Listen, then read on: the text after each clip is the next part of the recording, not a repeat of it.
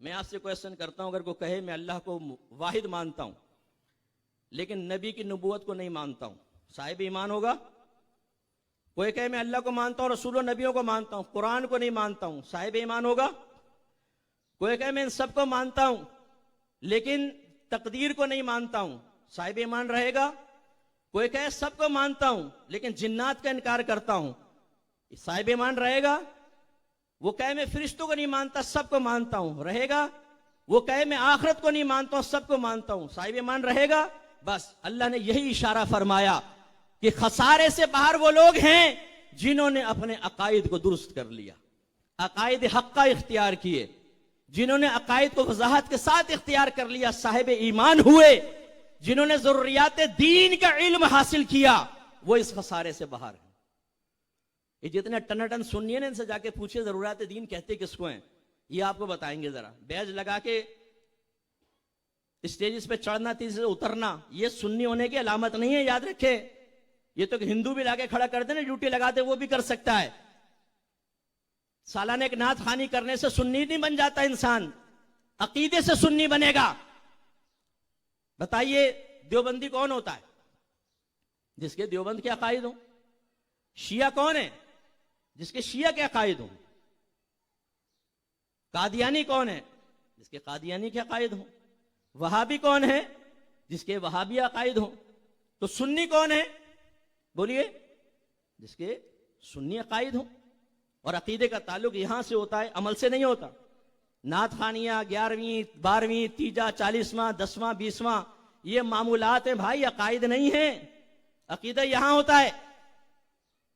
اب میں آپ کو سمجھاتا ہوں۔ ایک آدمی کہے میں ڈاکٹر ہوں، آپ کہیں جی کتنا پڑھا ہے؟ پڑھا تو کچھ بھی نہیں، پھر آپ ڈاکٹر کیسے ہیں؟ نام رکھ لیا ڈاکٹر۔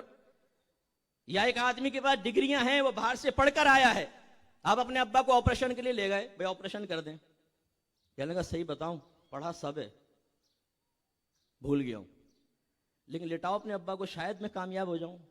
لٹا دیں گے اپنے ابا کو سامنے؟ بولے لٹائیں گے آپ؟ بولیں گے تیرا دماغ خراب ہے، نیم حکیم خطرہ جان، نیم ملا خطرہ ایمان، مارے گا میرے ابا کو، نکل یہاں سے۔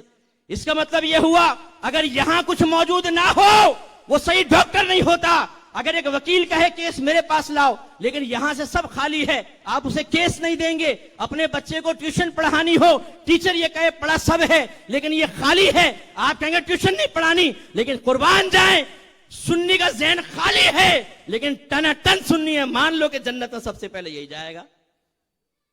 ارے بھائی آپ نے اپنا دین بنایا ہوا ہے، یہ میں نے شروع میں کہا، ہم نے اپنا معیار اپنا دین بنا لیا ہے۔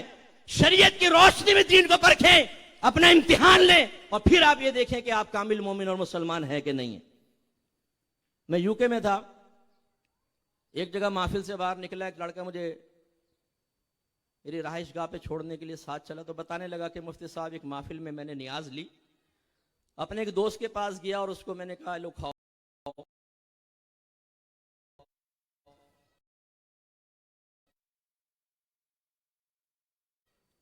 کہنے گا وہ دوسرا تھا، اس نے کھانا شروع کیا تو میں نے اس سے پوچھا پتہ ہے تو کیا کھا رہا ہے؟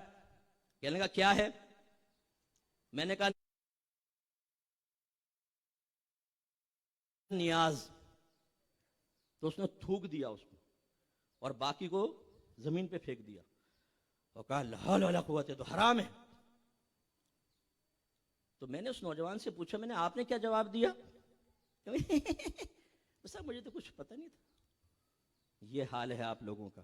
اگر آپ کا بچہ دامن پکڑ کے پوچھ لینا کہ ابا جان یہ جمعے کی نماز کے بعد اردو میں کھڑے ہو کر ہاتھ باندھ کر اجتماعی طور پہ صلاۃ و سلام کیوں پڑھتے ہیں، ابا جان جواب نہیں دے سکتا، کون ہی مارے گا، کس کے ساتھ بیٹھنے لگا ہے؟ جس حضرت میرا تعارف کرایا نا، یہ ہمارے اپنے ہی ہیں، یعنی اب ہمیں یہ ٹھیکیداری دوسروں کو دینی پڑے گی کہ وہ ہمارے ایمان کو ثابت کریں، ہمیں سنی ثابت کریں کہ ہاں یہ سنی ہیں۔ آپ کی گفتگو سے میں سنی بنوں گا، ورنہ نہیں بنوں گا، ورنہ آپ مجھ پہ شک کریں گے۔ ہم تو چیلنج دیتے ہیں نا آپ کو، آئے ہمارے سامنے بیٹھیں اور فیصلہ کرتے ہیں کون پکا سنی ہے، کون اپنے مسلک کے لیے میں چیلنج کرتا ہوں۔